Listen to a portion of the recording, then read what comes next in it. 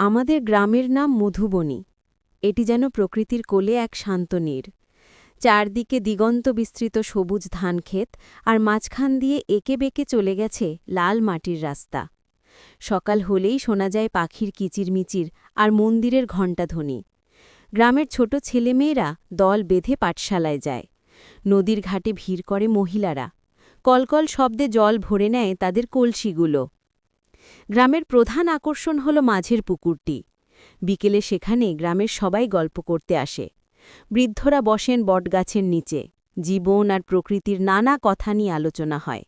তরুণরা খেলে হাডুডু বা গোল্লাচ্ছুট।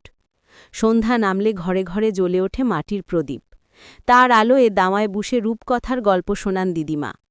সহজ সরল এই গ্রামের মানুষগুলো একে অপরের সুখে দুঃখে পাশে থাকে। শহরের কোলাহল থেকে দূরে মধুবনী শান্তি আর ভালোবাসার এক অনন্য উদাহরণ।